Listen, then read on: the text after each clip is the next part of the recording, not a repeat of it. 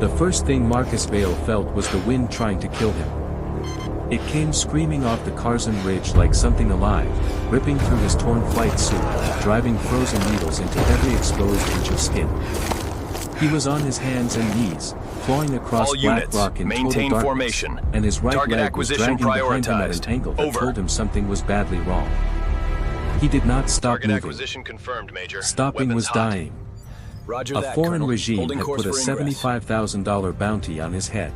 Altitude warning. Somewhere below, Watch the ridge in the line. valley carved between the mountains, that. truck Adjusting headlights were trajectory. sweeping slow arcs across the snow. Armed men were fanning out in long search lines, rifles up, moving with the patience of people who believed they had already won. They were not coming to save him. They were coming to finish the hunt. Marcus pressed himself flat against a rock shelf and watched the lights for exactly 4 seconds. His emergency beacon blinked once, faint orange, against his chest. He covered it with his palm. Then he started climbing again. 36 hours earlier, he had been a colonel sitting in the right seat of the most capable aircraft his country had ever built. The VX-17 Shadowhawk was not a plane most people were cleared to know existed. Low observable, strike optimized, built to disappear inside radar corridors that would have killed anything else flying. Call sign, Raven 2-1. Marcus was the tactical systems officer. The man in the left seat, Major Elias Vane, had been flying it for 3 years and still talked about it the way some men talk about first love. Corridor entry in 40 seconds, Elias said. His voice was flat, professional, the kind of calm that only exists in people who have trained fear into something smaller than instinct. Copy, Marcus said. Radar environment is clean. Keep us low through the first ridgeline. They flew in near silence for 11 minutes. The mountains below were invisible in the darkness, but the terrain-following system traced every contour, and the aircraft moved through them like water finding the path of least resistance. This deep inside Valkyrian airspace, no one was supposed to know they were there. The missile warning changed that in under a second. It was not a gradual alert. It was everything at once, the shriek of the threat receiver, the hard bank as the aircraft systems tried to break the lock, Elias already pulling and deploying countermeasures and shouting something that Marcus heard but could not fully process because the world had just turned sideways and bright orange and then the left engine was gone and there was fire where the instrument panel used to be clean. Eject. Eject. Elias's voice cut through everything.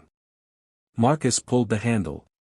The ejection seat hit him like a car crash, 0 to nothing in a heartbeat, and then he was in black air with the wind tearing his parachute sideways and the mountain coming up fast, too fast, and he hit the slope with his right leg taking the full force, and then there was rock, and darkness, and the sound of his own breathing very loud in his ears.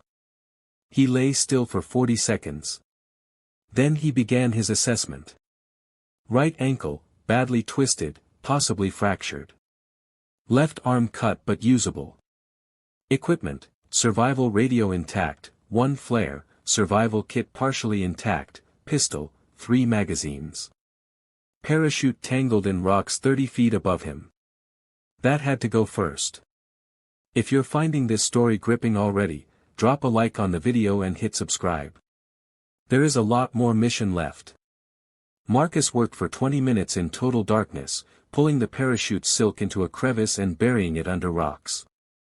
If a search team found it, they would know exactly which slope to focus on. He could not allow that. Every second of confusion he could by the enemy was a second the rescue mission needed. Because there would be a rescue mission. He had to believe that. He began climbing. Higher meant harder to reach, harder to search, harder to trap. His survival training surfaced like muscle memory: stay above their search patterns, never silhouette yourself against the ridgeline, limit radio use to scheduled windows. He found a narrow crevice 40 meters up, barely wide enough for his body, and wedged himself inside it with the rock cold and absolute against his back. Below, he heard the trucks before he saw their lights. Then voices. Then, unmistakably, the mechanical hum of a thermal drone making lazy passes across the ridgeline. They were already here. A searchlight swept the rocks directly below him. A soldier walked past at less than 8 meters, his boots crunching in the frozen gravel, his breath making small clouds in the beam of his headlamp. Marcus did not breathe. He counted the man's footsteps until they faded. He waited 2 more hours before he keyed the radio. "This is Raven 2-1 Bravo," he said, voice low and controlled. "I am mobile, I am injured, I am still moving." Silence. Then static. Then a voice that was trying very hard not to sound relieved and mostly failing. "Raven 2-1 Bravo, authenticate. Code Tiger, color blue." Marcus closed his eyes. The authentication protocol was tied to his personnel file, to a detail about his first deployment that no enemy intelligence unit should have access to. Tiger authenticates, the river was the Miran, the month was November, the answer is Falcon. A pause. Then, authentication confirmed. Stand by. In the airborne command aircraft circling 40 kilometers away, the room changed. Someone said, "He's alive," and someone else was already pulling up the terrain map, and a third person was reaching for the phone that connected directly to the rescue coordination center. The relief lasted approximately 90 seconds. Then the scale of what they were looking at came into focus, and the relief turned into something harder and colder. Marcus Vale was deep inside a mountain range, injured, surrounded, and the enemy knew exactly which valley system he was hiding in.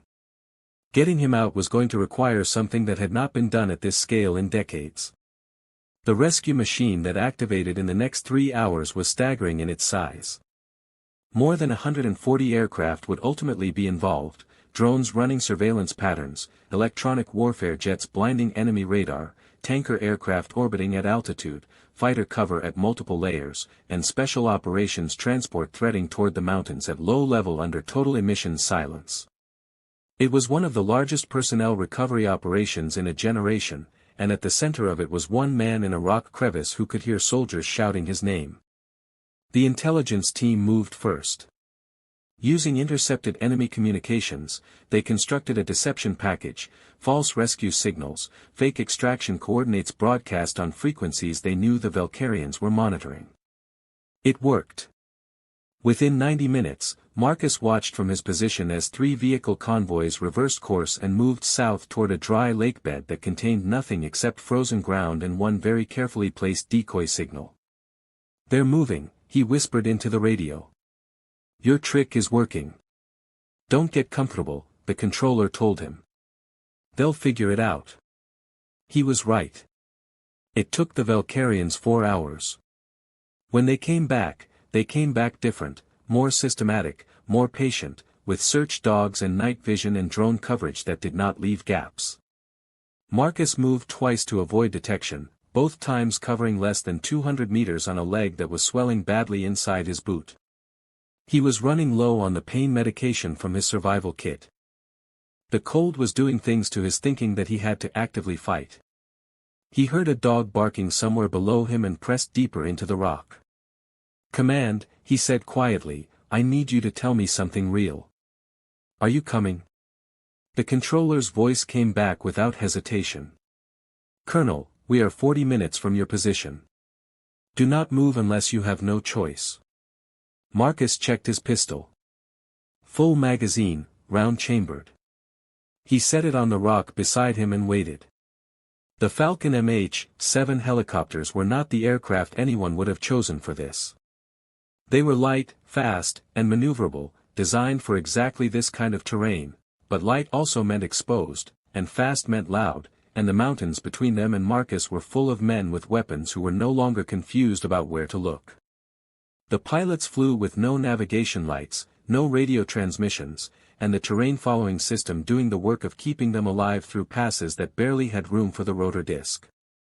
Inside the helicopters, the extraction team sat in full silence. There was nothing left to say. "Enemy convoy," the drone operator said into the command net, voice careful and precise, "bearing 270 from your target, ETA 4 minutes to position." In his crevice, Marcus heard the boots. Not one set, multiple. Moving in a sweep pattern across the rocks below him, maybe 30 meters, closing methodically. He picked up the pistol. "I can hear them," he said into the radio. "We can hear them too," the controller said. 30 seconds. Then the mountains turned white. The air support came in low and fast, precision strikes hammering the ridge positions that had been patiently triangulated over the last 6 hours. The explosion concussion moved through the rock like a physical wave. Marcus pressed himself flat and felt the entire mountain vibrate. Shouts below turned to chaos. The sweep pattern collapsed. And then, through the smoke and the fire and the noise, 2 helicopters came over the ridgeline. They found him by the beacon.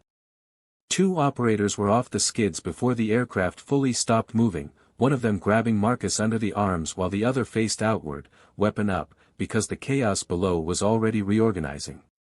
They got him into the aircraft in under 20 seconds.